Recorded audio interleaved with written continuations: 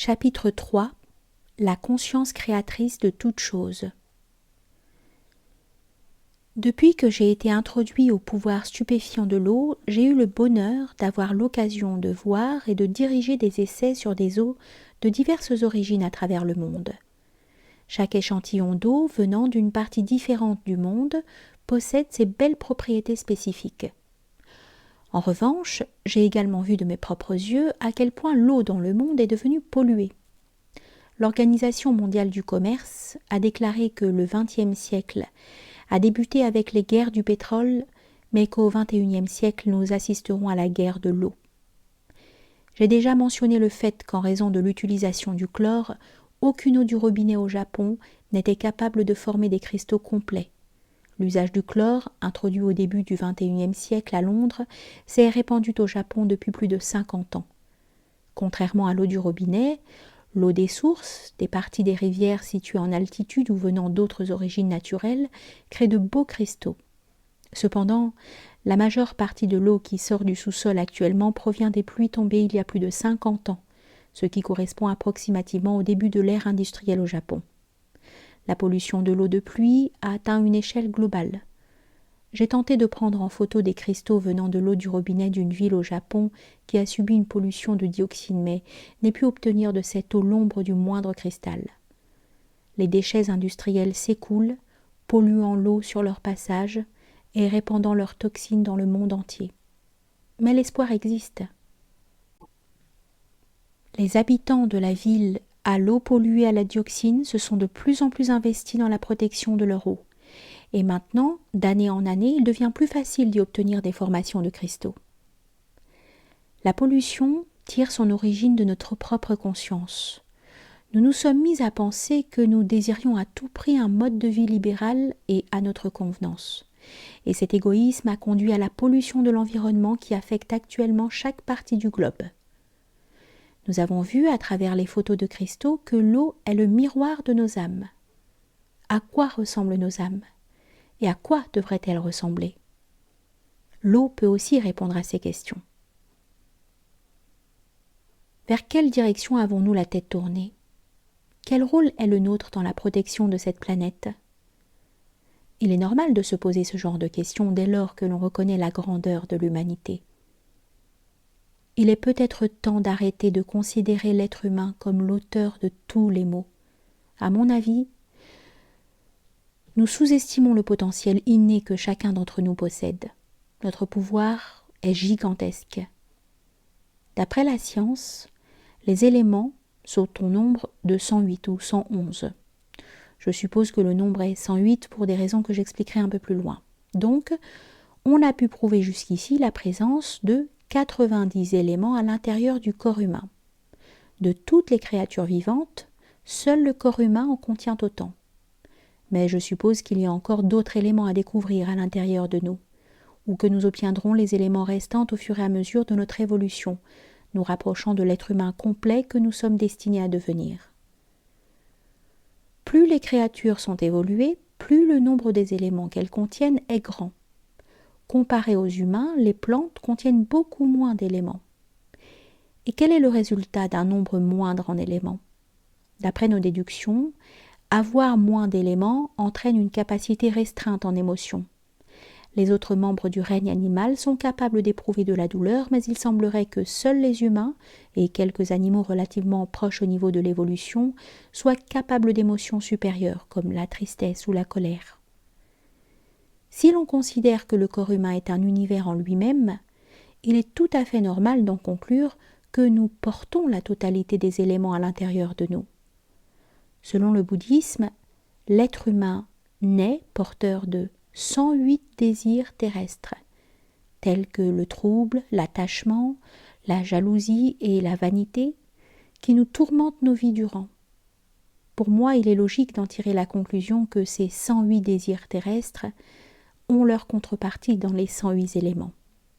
En fait, le premier appareil de détection que j'ai introduit au Japon a parcouru un long chemin pour prouver cela.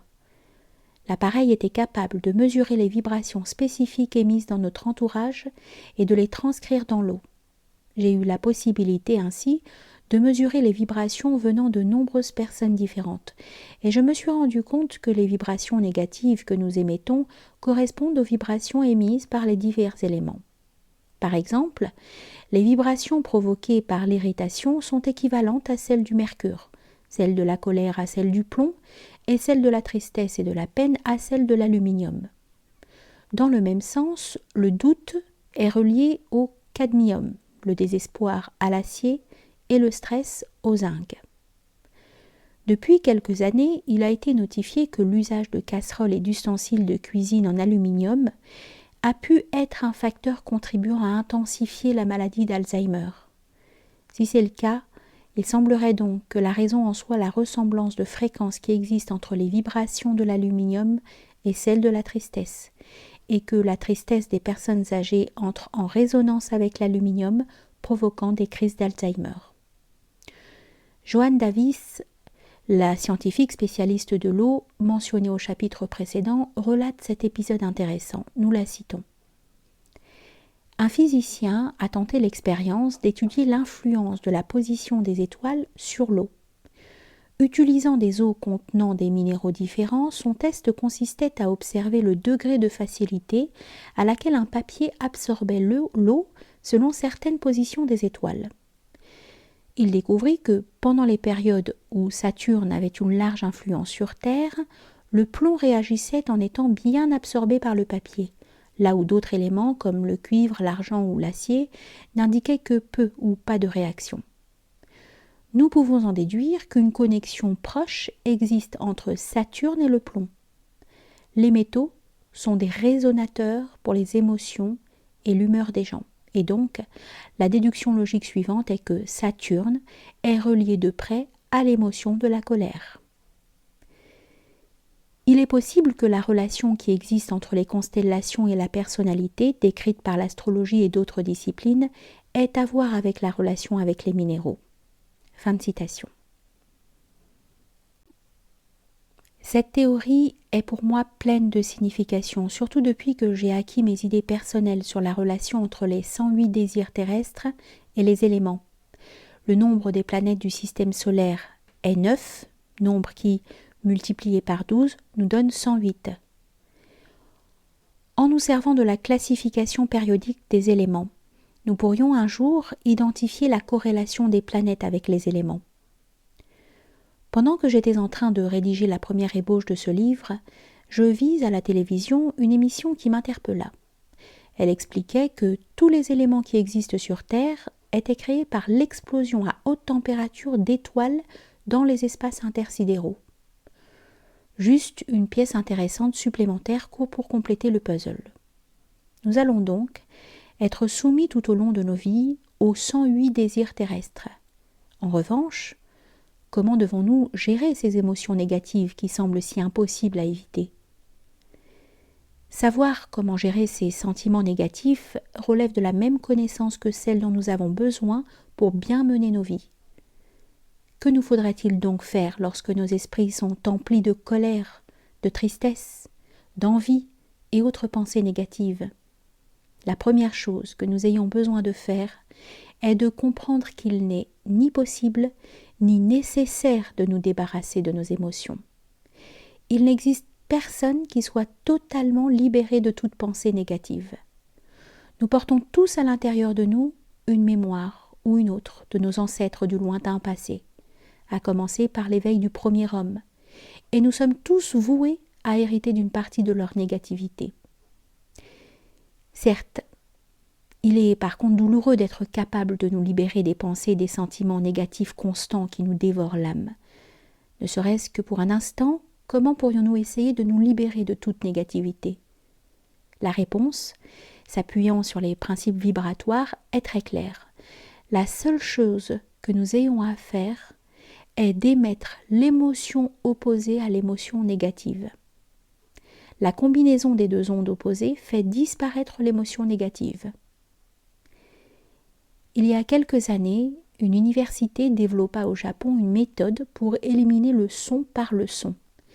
Les chercheurs se sont appliqués à créer un bruit qui servirait à éliminer le bruit indésirable et de la sorte créerait un espace de calme, par exemple autour d'un téléphone. En identifiant la longueur d'onde du bruit indésirable, ils étaient capables de créer le bruit exactement opposé et de le diffuser par haut-parleur, effaçant complètement le son de l'endroit en question. Cette même méthode a déjà été utilisée pour réduire le bruit d'engins automobiles. Dans ce principe, il en va de même pour les émotions humaines. Pour chaque émotion négative, il existe une émotion positive exactement opposée. La liste suivante indique les émotions qui créent les fréquences opposées. Haine, gratitude. Colère, gentillesse. Peur, courage. Anxiété, paix de l'esprit. Tension, présence d'esprit. Le fait que deux émotions opposées débouchent sur une onde identique a deux significations. D'abord, comme les célèbres Dr Jekyll et Mr Hyde, nous avons tous deux visages. Vous avez sûrement déjà pris conscience que les personnes de caractère instable sont promptes à se mettre à pleurer, et qu'il est déjà arrivé plus d'une fois que quelqu'un, considéré par tous comme une bonne personne, ait subitement commis un crime. Nous avons tous entendu parler à plusieurs reprises du cas d'un homme gentil et affectueux avec sa petite amie, mais qui se fait menaçant et violent dès qu'elle parle de le quitter. De même qu'il n'existe personne qui n'ait au minimum un os qui fonctionne mal dans son corps, il n'existe personne non plus qui soit foncièrement mauvais. Le fait que les gens hébergent des émotions contradictoires les rend simplement humains. Si vous vous êtes rendu malade parce que vous avez subi un sentiment de haine, vous avez alors besoin de chercher la guérison en vous appliquant à éprouver le plus souvent possible de l'appréciation pour quelque chose. Mais même si vous en êtes conscient, il peut sans doute rester difficile d'emplir votre cœur de gratitude s'il est déjà plein de haine. Il pourrait être utile à ces moments-là d'avoir affaire au service d'un thérapeute. Qui sait, peut-être que l'eau miraculeuse de Lourdes, dont on dit qu'elle a des pouvoirs de guérison, est pleine des sentiments d'appréciation de la Vierge Marie. Par conséquent, les gens qui sont tombés malades par des vibrations de haine ont la possibilité d'être guéris miraculeusement en buvant de cette eau sacrée. Ce même principe s'applique à l'homéopathie. Lorsqu'un poison est dilué dans l'eau au point qu'on ne peut plus le détecter physiquement, pourquoi la solution auparavant toxique devient-elle thérapeutique ? Lorsque la substance elle-même est partie et que tout ce qui reste est l'information laissée par la vibration, poison et remède deviennent une seule et même chose. En poursuivant la même logique, on peut dire que les médicaments ne sont pas bons pour la santé. Ils vont sans doute alléger les symptômes et permettre de se débarrasser de la douleur, mais les médicaments peuvent aussi devenir de puissants poisons. Le médicament qui permet de se débarrasser d'une douleur se trouve détenir la fréquence vibratoire opposée à la douleur ciblée. En mélangeant dans un laboratoire diverses substances, vous serez capable de trouver la fréquence recherchée.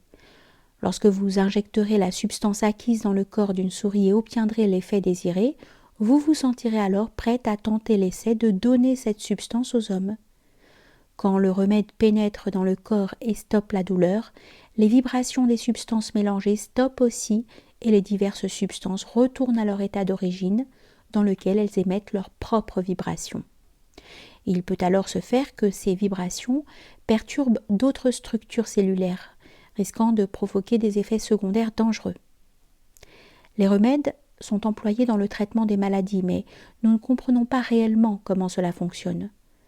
Si vous considérez un remède du point de vue vibratoire, vous obtenez une image complètement différente. Par exemple, au cours d'une opération, la fréquence vibratoire de la partie du corps qui est blessée sera traitée au moyen d'une fréquence beaucoup plus puissante.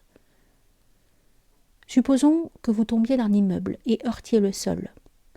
Au moment de l'impact, la fréquence de votre corps s'accroît plusieurs centaines de fois, créant de toute évidence une situation critique. Des changements aussi brutaux et dramatiques dans la fréquence du corps provoquent de graves douleurs et dégâts.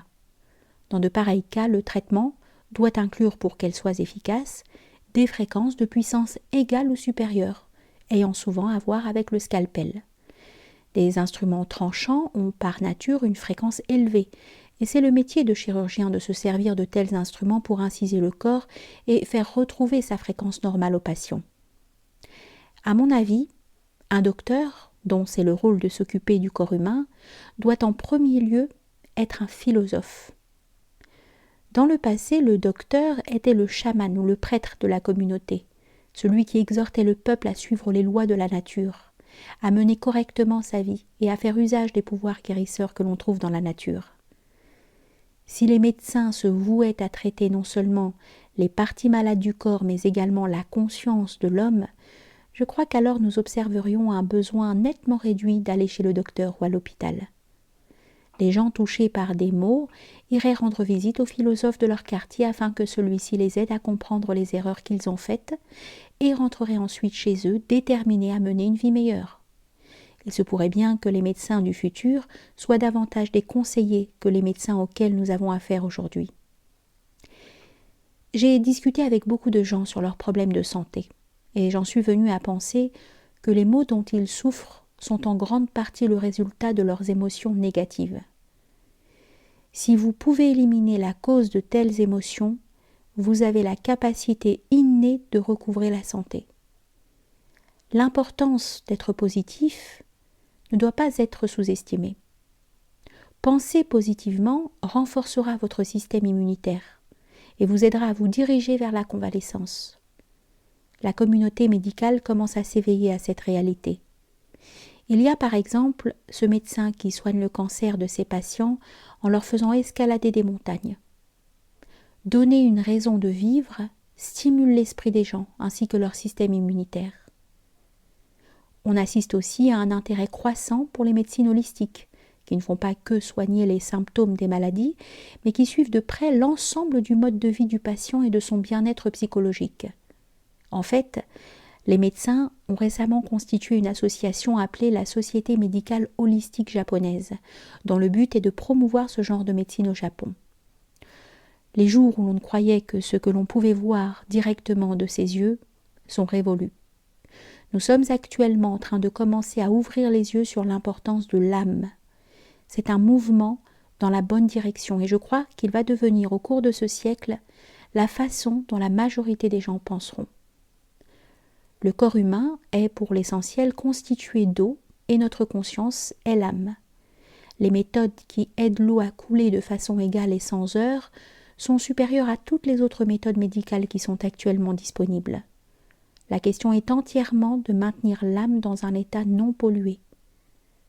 Pouvez-vous imaginer ce que cela serait d'avoir une eau capable de former de magnifiques cristaux qui découleraient à travers tout votre corps ? Cela pourrait être ainsi si vous la laissiez advenir. Parmi tous les médicaments, il n'en existe aucun qui ait le pouvoir de guérison de l'amour. Depuis que j'en ai pris conscience, j'ai continuellement dit aux gens que l'immunité est l'amour. Car qu'existe-t-il d'autre qui soit encore plus puissant pour vaincre le pouvoir de la négativité et redonner de la vitalité au corps ? J'ai pourtant ressenti récemment la nécessité de changer ma terminologie.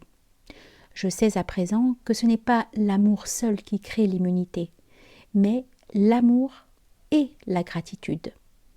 C'est l'expérience suivante qui m'en a convaincue. J'ai chauffé de l'eau dans un four à micro-ondes dans l'intention d'observer ensuite l'impact du champ magnétique sur les cristaux. Pour ce faire, j'ai utilisé 2 eaux différentes, de l'eau distillée et de l'eau du robinet, à laquelle on avait présenté les mots amour et gratitude. Les cristaux formés à partir de l'eau distillée étaient déformés et incomplets, alors que l'eau exposée aux mots amour et gratitude a donné des cristaux complets. En d'autres termes, amour et gratitude avaient eu la capacité d'immuniser l'eau contre les effets destructeurs du champ magnétique. J'ai mentionné le fait que l'eau exposée aux mots amour et gratitude forme les plus beaux cristaux. Il est clair que le mot amour a la capacité à lui seul de créer de magnifiques cristaux, mais la combinaison d'amour et de gratitude donne aux cristaux une profondeur et un raffinement uniques, l'éclat du diamant. J'ai aussi découvert que les cristaux amour et gratitude ressemblaient en fait davantage aux cristaux gratitude qu'aux cristaux amour. C'est l'illustration que la vibration de la gratitude est plus puissante et qu'elle a une plus grande influence. L'amour a tendance à être une énergie plus active, correspondant à l'acte du don inconditionnel de soi, Inversement, la gratitude est davantage une énergie passive, un sentiment qui vient de ce que quelque chose nous a été donné, sachant déjà que nous ont été donnés le cadeau de vivre et celui de le recevoir dans l'allégresse et à bras ouverts. La relation entre l'amour et la gratitude pourrait être comparable à celle qui existe entre le soleil et l'ombre. Si l'amour est le soleil, la gratitude est la lune. Si l'amour est l'homme, la gratitude est la femme. Alors, que signifie dire que l'énergie passive du côté de l'ombre ou de la gratitude est plus forte que l'amour? Tandis que je réfléchissais à la question, je tombais sur un concept intéressant qui se trouva être une clé importante pour répondre à cette autre question. Comment pouvons-nous et devrions-nous mener notre vie?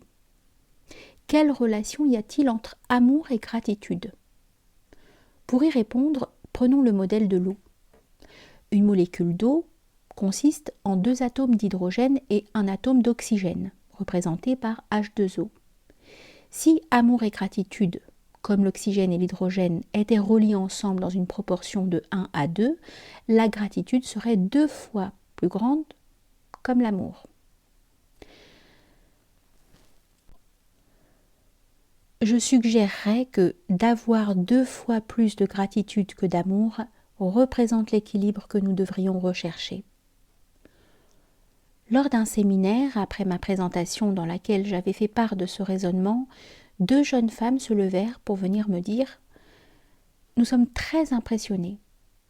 Ne vouliez-vous pas dire que l'on a une bouche pour parler et 2 oreilles pour écouter ?» C'est juste, c'est exactement cela, m'exclamai-je, et je sus que j'étais devenue un petit peu plus sage. En observant le monde de la nature, il nous est possible de vérifier que l'énergie passive est la plus puissante.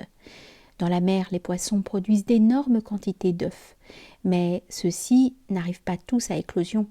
Une petite portion seulement atteint le stade où ils peuvent éclore, tandis que le reste des œufs est offert comme nourriture aux autres créatures. L'humanité a-t-elle vécu dans cette proportion équivalent à 2 parts de gratitude pour une part d'amour? Je suspecte que la réalité a été exactement l'inverse. On ne peut dénier bien sûr la grandeur de l'amour, et les gens ont en majorité une large compréhension de son pouvoir. Mais nous avons été élevés dans une culture entièrement focalisée sur l'énergie de l'amour, alors que l'autre côté de la formule ne reçoit que peu d'attention. L'attention de l'humanité s'est détachée de tout ce qui ne peut être vu pour ne se concentrer que sur le monde physique, manifestement visible. Et afin de rendre autant que possible ce monde matériel, et afin de rendre nôtre autant que possible ce monde matériel, nous avons abattu les forêts et fait reculer les déserts. Nous avons fait le maximum d'efforts pour établir la domination suprême de notre civilisation. De telles avancées dans la société humaine sont sans doute le résultat de l'amour pour nos familles et pour notre pays. Pourtant, aussi longtemps que nous continuerons à mener nos existences en ayant pour base cette stratégie, nous ne verrons pas la fin de nos conflits. L'histoire du XXIe siècle aura été une histoire de combats et de guerres incessants. Nous sommes peut-être enfin en train de percevoir que la direction dans laquelle nous nous dirigeons ne conduit nulle part. Nous avons fait trop de sacrifices dans le seul but de nous accaparer les richesses de la vie. Les forêts ont été détruites, l'eau pure n'existe plus, et nous avons découpé en morceaux pour la vendre, la terre elle-même. Ce dont le monde a besoin à présent, c'est de la gratitude. Pour commencer en ce sens, il nous faut apprendre ce que signifie d'avoir suffisamment. Nous avons besoin de ressentir de la gratitude pour être nés sur une planète si riche par nature, et de la gratitude envers l'eau qui rend toute vie possible. Avons-nous réellement conscience de la merveille que représente le fait de pouvoir prendre une grande inspiration d'air pur? Si vous acceptez d'ouvrir les yeux, vous vous rendrez compte que le monde est débordant de tout ce qui mérite de la gratitude de votre part. Pensez combien l'eau qui emplit votre corps sera pure le jour où vous serez devenu une incarnation de gratitude. Lorsque cela arrivera, vous-même serez un beau cristal étincelant de lumière.